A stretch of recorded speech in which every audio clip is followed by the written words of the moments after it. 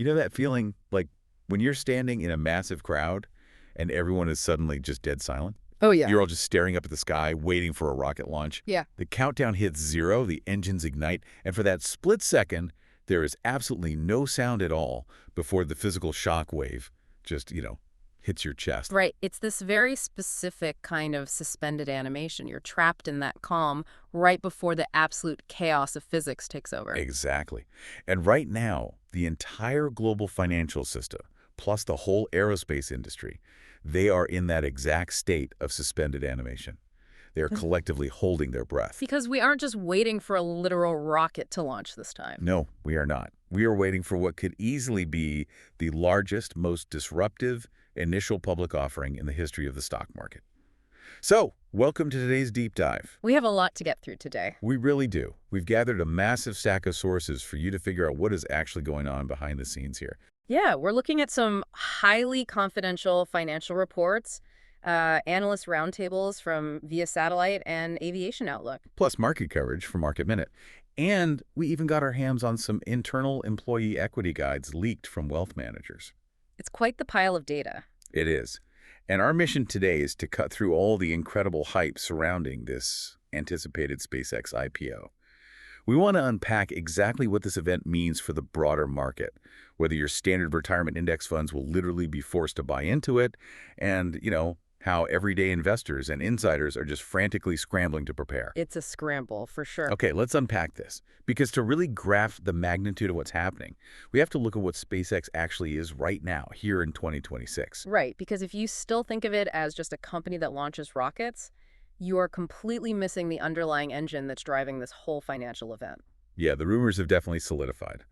According to the confidential reports in our sources, SpaceX filed its S-1 paperwork with the SEC just days ago, around March 18th, 2026. And for anyone unfamiliar, an S-1 isn't just like a standard form. No, not at all. It is the massive, highly detailed financial rulebook and disclosure document that a company has to open up to the SEC and the public before they are legally allowed to sell shares. And Morgan Stanley is already calling this the IPO of the century. Yeah. They are targeting a debut in late June 2026, which, not coincidentally, lines up perfectly with Elon Musk's 55th birthday. Of course it does. Right. But the number that made my jaw actually drop to the floor was the valuation target. That's a big one. They're looking at a valuation between $1.5 trillion and $1.75 trillion. Wait, hold on.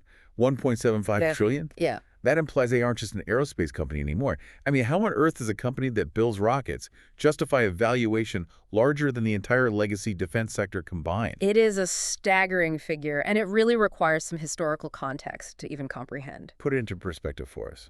Well, think about the 2019 Saudi Aramco IPO. That's the state-owned oil giant.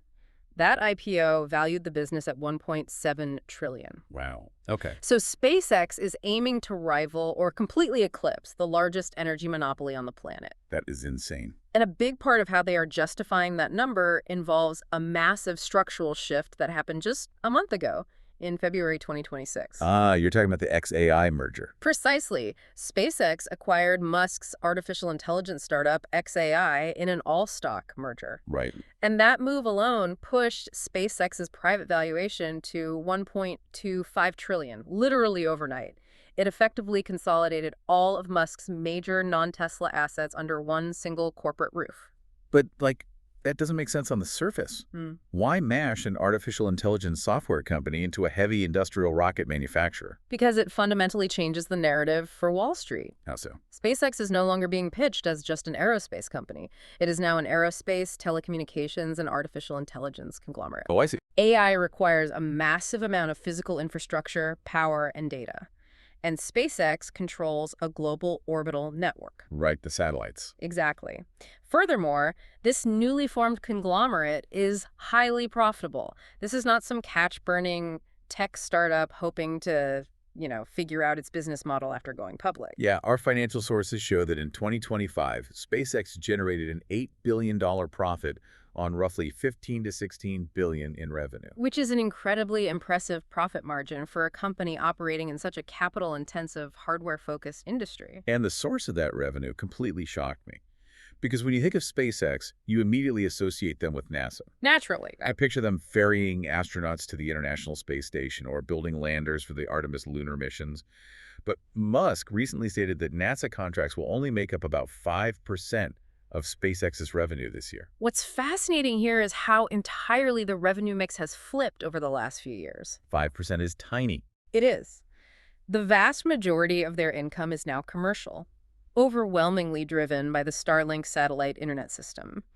They have quietly transitioned from a government contractor into a global commercial utility. Yeah, and if SpaceX reaches that $1.75 trillion mark, their market cap would be larger than the combined value of the top 6 legacy U.S. defense contractors. It's massive. It's like trying to park an aircraft carrier in a suburban swimming pool. Huh. The sheer size of SpaceX displaces all the water, leaving legacy companies like Boeing, Lockheed Martin, and Northrop Grumman completely dry. They are going to be eclipsed by a single company. Which brings us to the systemic impact of this IPO, because a valuation this massive doesn't just quietly enter the public market. Right. Its financial mass fundamentally bends the mechanics of the market itself. And this is where the story shifts from aerospace engineering to the obscure plumbing of the global financial system. And honestly, this affects you, the listener, directly. It really does. If you're listening to this on your commute and you have a standard 401k or IRA, you were probably holding an S&P 500 index fund. And the sources point out that if SpaceX goes public at $1.5 trillion or more, it threatens to push the concentration of the top 10 holdings in the S&P 500 to nearly 50%. Half of the entire index's weight would be resting on just 10 massive companies. Which sounds incredibly risky. It is, and the mechanics of index inclusion make this incredibly dangerous. Usually, the S&P Dow Jones indices requires a company to have a 50% public float to be fully represented in the index. Okay, wait, explain public float for us. The float simply means the percentage of a company's total shares that are actually available for the public to trade on the open market. Okay, got it. But SpaceX is entirely different. They are expected to debut with a tiny float of just 5 to 8%, primarily because Musk wants to maintain tight operational control over the company. But the S&P Dow Jones is considering a mega cap exception to fast-track SpaceX into the index anyway, right? They want to avoid what analysts call tracking errors for massive exchange-traded funds, like the SPDR S&P 500 ETF. Yes, exactly. Can you break down what a tracking error actually means for an everyday investor? Think of an index fund like a mirror. Its only job is to perfectly reflect the performance of the S&P 500 index. Okay, a mirror. Right. So if SpaceX goes public and its stock price moons, the S&P 500 index goes up. But if your S&P 500 index fund wasn't allowed to buy SpaceX because of that low float rule, your fund doesn't go up. Oh, I see. That disconnect is a tracking error. The mirror is broken. The fund fails to accurately reflect the broader U.S. economy. That makes sense. But if the S&P Dow Jones forces the inclusion of SpaceX to fix the mirror, they create a terrifying scenario known as a forced buying squeeze. Okay, let me make sure I have the mechanics of this right. Passive index funds, the ones run by Vanguard, Fidelity, BlackRock, they're entirely algorithm-driven, right? Completely. They don't make judgment calls. So if SpaceX is added to the index, those algorithms will literally have to buy SpaceX stock to match the index's weight. Yes. But because the public float is only 5 to 8%, algorithms controlling trillions of dollars are all trying to buy tens of billions of dollars of stock from a tiny, limited pool of available shares. That is the exact mechanism. When massive, inflexible, algorithm-driven demand meets severely restricted supply, the price is driven upward to potentially unsustainable extremes. Wow. It's basic economics amplified to a dangerous degree. Meanwhile, as all that passive capital rushes to buy SpaceX at any price, analysts are warning that legacy aerospace stocks could face a valuation death spiral. Because capital is finite in the markets. Exactly. If passive funds are forced to rotate heavily into SpaceX, they have to rotate out of the old guard, starving those legacy companies of the capital they need to innovate. So what does this all mean for the everyday passive investor?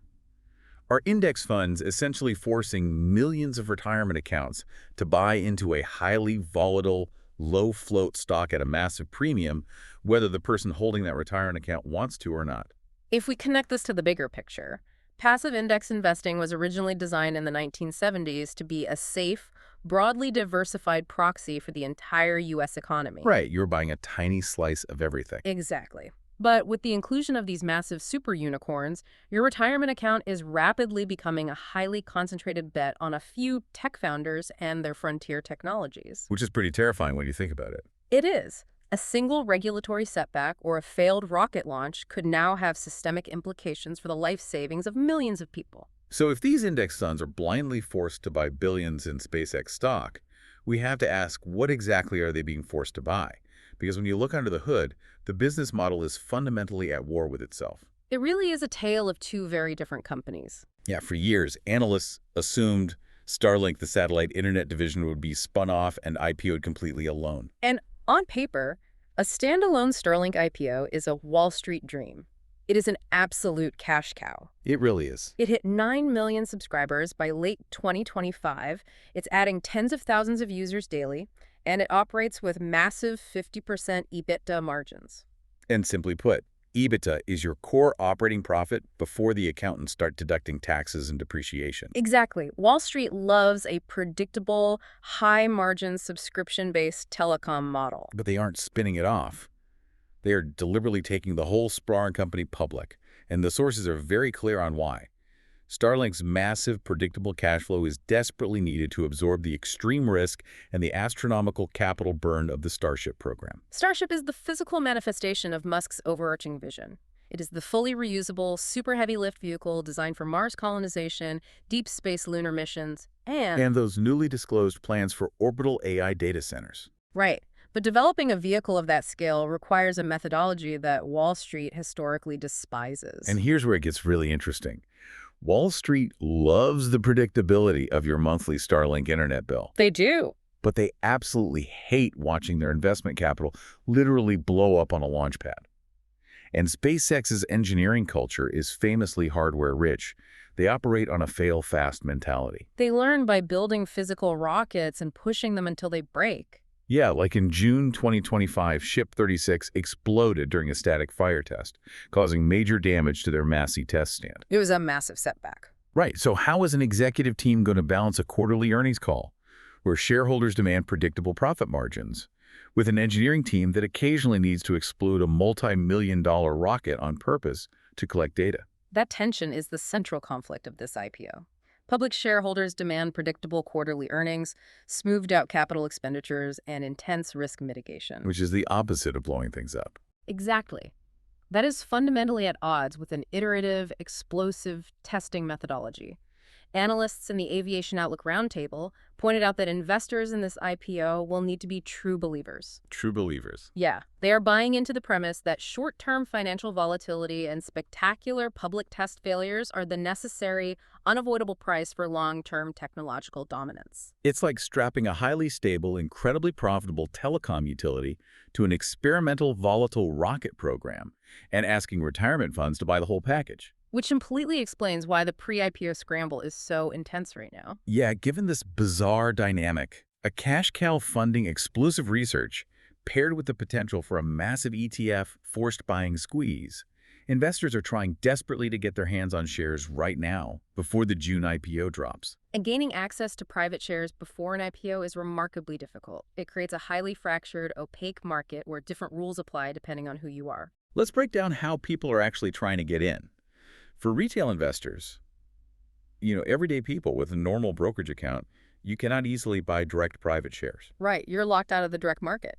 The sources highlight that retail investors are attempting to get indirect exposure by buying stock in public companies that already hold early stakes in SpaceX, Alphabet, Bank of America, things like that. Which dilutes the exposure, but it's something. Yeah. They are also looking at specific publicly traded funds like the ARK Venture Fund or the XOVR ETF, which lists SpaceX as its largest holding. Then you have accredited investors, the high net worth individuals and institutional players. They're flocking to secondary private broker platforms like Forge Global, Upmarket, or EquityZone. But even for seasoned financial professionals, this secondary market is fraught with opacity, high fees, and extreme risk. Absolutely. The story in the sources about the former CEO of Axiom Space perfectly captures this chaos. Oh yeah, tell them about that. He bought pre-IPO SpaceX shares through one of these private brokers, but he admitted to reporters that he isn't even completely sure how to verify his ownership of the asset. His exact quote was, I hope I didn't get duped, but again, there's no way to know. When demand is this overwhelmingly high, the desperation for access leads even highly sophisticated investors to accept terms and risks they would normally reject in a heartbeat. Because the secondary market lacks the transparency Yeah. of a centralized public exchange. Exactly. It's basically like buying tickets to a heavily anticipated sold-out concert from a guy in an alley. You are paying a massive premium just for access, and you're just hoping the piece of paper he handed you is real when you finally get to the venue doors. And the complexity of this situation is actually highest for SpaceX's own employees. Oh man, the employee dilemma is wild. We reviewed a leaked equity guide from a wealth management firm, specifically outlining the dilemma these engineers and staff members are facing right now.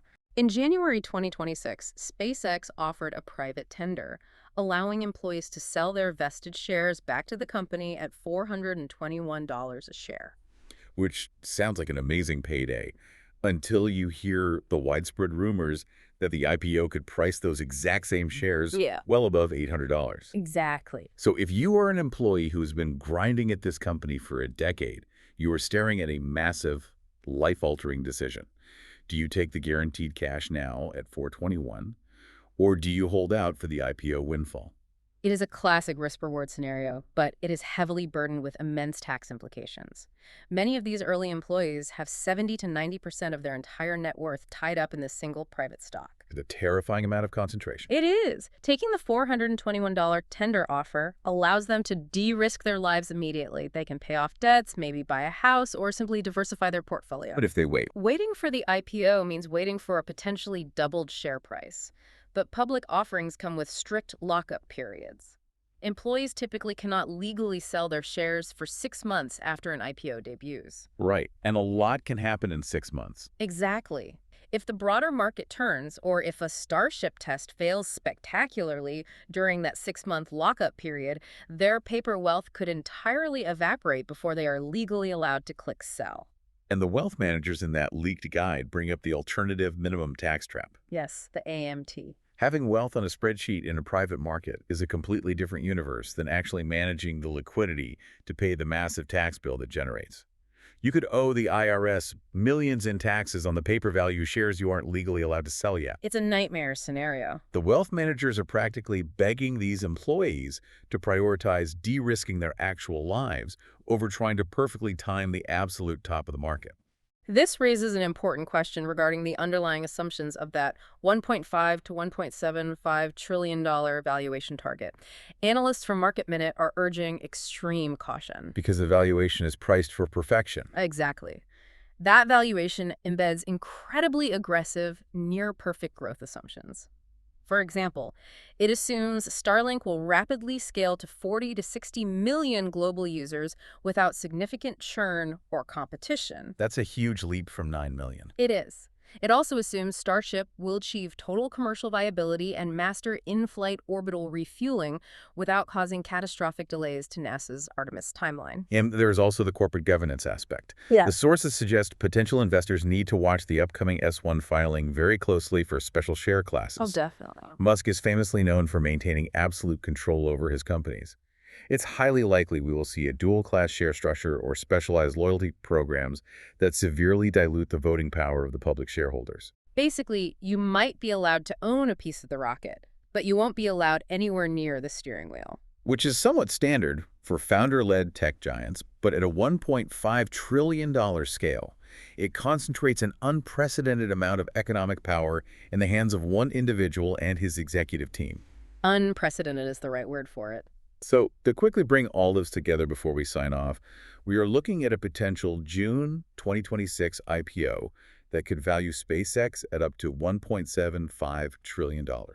Driven by the explosive profitability of the Starlink network and the recent consolidation with the AI firm xAI. Exactly. And this mega valuation is creating a massive headache for the S&P 500, threatening to trigger a forced buying algorithmic squeeze among passive index funds, while simultaneously starving legacy aerospace companies of necessary capital. Meanwhile, everyday investors and dedicated employees are navigating a chaotic, opaque pre-IPO market. Yeah, they're trying to balance the lure of incredible generational wealth against the harsh reality of tax traps, lockup periods, and the fundamentally unpredictable, explosive nature of Starship research and development. It is the ultimate modern collision of high-risk engineering and high-stakes finance. But looking closely through these sources, specifically combining the heavy lift capabilities of Starship with the immense computing power of XAI, there is a detail that points to a future far beyond just an IPO. Oh, what's that? The sources explicitly mention SpaceX's plans to use Starship to build AI data centers in space. Wait, literally getting the physical server hardware off the planet. Exactly. If the combined power of a newly public SpaceX and XAI eventually places the world's most advanced artificial intelligence physical infrastructure in orbit. It will be physically located outside the terrestrial borders and jurisdictions of any single nation. Right. So whose regulatory laws actually govern that AI? Wow. That is a genuinely wild thing to think about. It's not just about dominating the stock market. It's about physically moving the infrastructure of the next technological revolution beyond earthly laws. $1 trillion valuation might just be the admission price for that reality. We will leave you to mull that one over. Yeah. Thank you for joining us on this deep dive. Keep a very close eye on those SEC S1 filings. Watch your index funds. And remember, right now, we are all just standing on the launch pad waiting for the sound to hit. Take care, everyone.